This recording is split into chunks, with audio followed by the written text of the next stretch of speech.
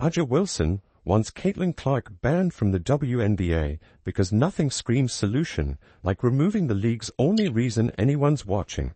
Drama, jealousy, and a whole lot of nonsense just exploded, and trust us, it's not about basketball anymore. You want chaos? You got it. Because when Aja opened her mouth, she lit a fuse. Let's talk about the fire. Let's just rip the bandage off.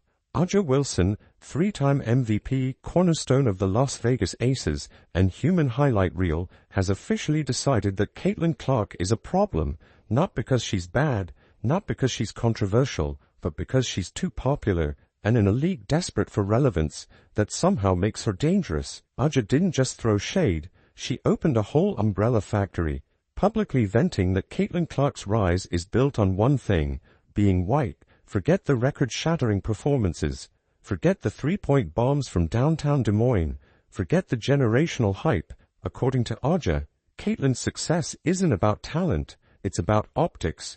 Now this would be ridiculous coming from a fan, but Aja isn't a fan. She's the face of the league, the queen of the Aces, the WNBA's go-to golden girl, until Caitlin showed up and started breaking the internet every time she blinked, and instead of embracing the attention, Aja went full scorched earth.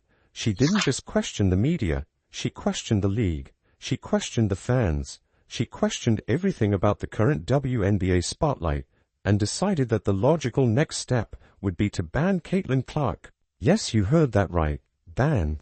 Let's put that into perspective. The one rookie who single-handedly turned the Indiana Fever into a team people care about is the one player Aja thinks should get the boot. Why? Because Caitlin doesn't respect the game or its pioneers.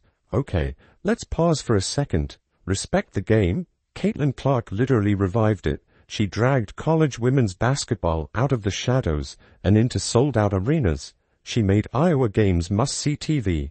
She turned March Madness into a pop culture event. The last time the women's tournament trended this hard, Twitter was still pretending it wasn't dying, and now she's in the WNBA, doing the same thing. Lifting ticket sales, boosting ratings, bringing in sponsorships, getting butts and seats. But sure, let's ban her, because she's disrespectful. Disrespectful how? For existing, for playing better than expected, for not asking Aja for permission to be good, or is it because the spotlight shifted, and some people can't handle being second? Let's be honest, this isn't about race, it's about relevance. Aja ruled the WNBA with minimal scrutiny for years. She had the titles, the trophies, and the carefully curated media image. She was untouchable. Then Caitlin Clark showed up with zero chill and a 30-foot range, and suddenly the narrative shifted. That's not racism, that's competition, and it's not Caitlin's fault if the media and fans gravitated towards someone new. You know what most stars do in that situation? They step up, they compete, they outperform. But Aja, she threw a tantrum. A high-production, mic'd-up, press conference tantrum. She dragged Caitlin in interviews, accused the media of white favoritism, claimed that being a black woman in the league meant being invisible, while she's literally the most decorated player in the league right now. Let that sink in. You can't be the face of the WNBA and say the league ignores you. That's not activism. That's bad branding. And it gets worse, because Aja didn't stop with Caitlin. She decided to pull Paige Bueckers into this mess, someone who's not even in the WNBA yet. That's like calling out a college student for a job you haven't applied to. Paige isn't stealing your thunder. She hasn't even bought a ticket yet. But Aja's message was loud and clear. If you're young, white, and talented, you're a threat to the old guard. And she's ready to gatekeep the gates of women's basketball. It's giving insecurity and desperation, wrapped in a PR disaster. Meanwhile, Caitlin hasn't said a word. She's just hooping, putting up numbers, selling out games, breaking rookie records, elevating her entire team, while pretending this high school drama doesn't exist. That's called professionalism, a concept Aja might want to revisit. So Aja Wilson decided Caitlin Clark was an issue, and when you can't beat the media, you blame the spotlight. The irony. Aja's spotlight was fine, until Caitlin showed up and made it brighter. But let's call it like it is. This isn't a basketball feud. It's an identity crisis, one the WNBA was wildly unprepared to manage, because for decades, the league wanted this moment. mainstream attention, national debates, sold-out crowds, corporate sponsors begging for ad space, ESPN actually airing highlights before 3 the dream finally became real, and then the jealousy kicked in, not from the fans, not from the execs, but from inside the league. Let's take a look at the Las Vegas Aces, shall we? Ajawilson plays on a team loaded with weapons, Kelsey Plum, Chelsea Gray, Jackie Young, each one capable of dropping 20 on any given night, and let's not pretend Aja is carrying the squad like she's Atlas with a basketball. The Aces are stacked. That's not a diss, it's a fact. The MVP debate, cute, but MVP doesn't always mean most important. It often means most successful team's best player, and with a roster like Vegas has, Aja could sit out 10 games, and they'd still likely finish top 3 in the league.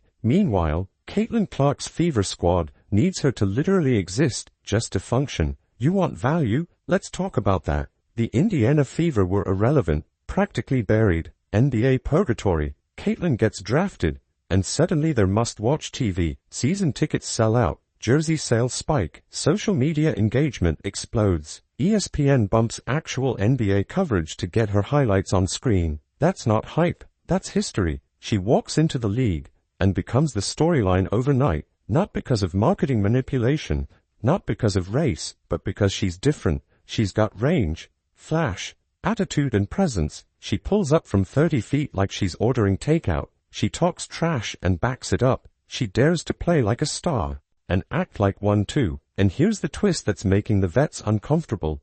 She didn't need years to earn that status. She walked in and brought the spotlight with her. It's not that Caitlin Clark is stealing anything. It's that the league wasn't ready to share. Instead of rallying around the attention, some players turned defensive, and instead of addressing it with humility, they weaponized it. The conversation shifted from performance to identity, from skill to skin color, and that's when it stopped being about basketball. Let's talk about the ban rhetoric for a second. Ajawilson and those co-signing her aren't literally filing paperwork to kick Caitlin out, but when you say someone doesn't respect the game and imply that they're harmful to its culture, that's not just criticism, that's vilification. That's the kind of language that lays the groundwork for resentment to grow unchecked. Suddenly anything Caitlin does is up for interpretation. Plays hard, she's disrespectful, gets fouled, she's soft, talks trash, she's arrogant, remains silent, she's hiding something. It's a lose-lose, and it's working, because now people are questioning whether she belongs, even as she's literally holding the league together with her rookie contract and a coffee cup.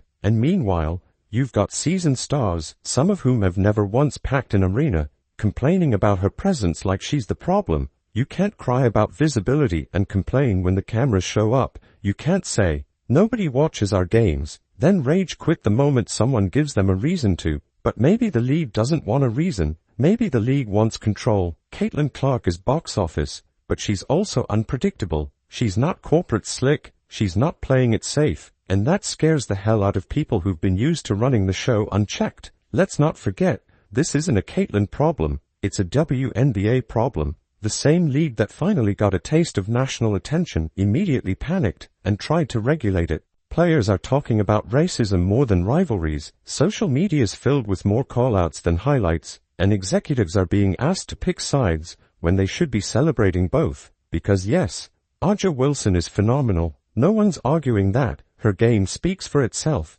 But when you use your platform to tear down another player's rise, instead of elevating your own legacy, that's not strength, that's fear. You don't protect your crown by screaming about newcomers, you protect it by defending it. And let's not even get started on the narrative that Caitlin's success is some kind of accident. She didn't stumble into fame. She earned it. She built it. Shot by shot, game by game, interview by interview. She didn't get $1 million deal because she's white. She got it because she moves the needle. She sells jerseys. She brings eyes. She drives revenue. And you don't have to like her, but you can ignore her, which is what some players are trying to do. Or worse, trying to diminish her to a stat line. As if all of this attention can be reduced to race. That's not analysis. That's envy with a microphone. Let's flip it. Would Ajawilson be as annoyed if Caitlin weren't good? If she came in bombed and faded out like so many hyped rookies do? Doubt it. The real sting isn't that Caitlin is popular. It's that she's delivering on it. She walked into the most competitive women's basketball league in the world and immediately became its most valuable asset, not because of some manufactured narrative, but because she's everything the league has begged for, and somehow still isn't ready to embrace. And if you're still unsure about how much power she has, look no further than the WNBA's media contracts. You think they got those TV deals off Aja's MVP campaigns? Respectfully, no. They got them because of Caitlin. They got them because brands want her face on their billboards, because viewers who've never watched women's basketball are suddenly tuning in, because college kids are wearing fever gear in states that don't even have teams, and yet somehow she's the one they want gone. It's mind-blowing. Let's go back to the drama about new fans. Some veteran players have taken issue with the people Caitlin brought with her, implying that these fans are toxic, racist, or ignorant, and maybe in some cases that's true. Sports have trolls, every league does, but let's not pretend that every single Fever fan in the stands is some undercover villain. The majority, they're just new to the game, new to the names, new to the drama. And yes, new fans don't always know the backstory. They don't have 10 years of context on rivalries and grudges. You know how you fix that? You welcome them, you educate them, you bring them in, you don't alienate them the moment they buy a ticket. Caitlin Clark didn't bring in a toxic fan base, she brought in a fan base, period. Something the league desperately needed, and if you want to keep them, you don't start fights with the person who attracted them. You start building something they want to stay for, but that takes maturity. That takes long-term thinking, and unfortunately, a chunk of the league is stuck in short-term ego mode. They see Caitlin's rise as a threat, not a gift, and instead of asking how to capitalize on it, they're demanding a ban. Let's talk about that one more time. A ban. A ban for what?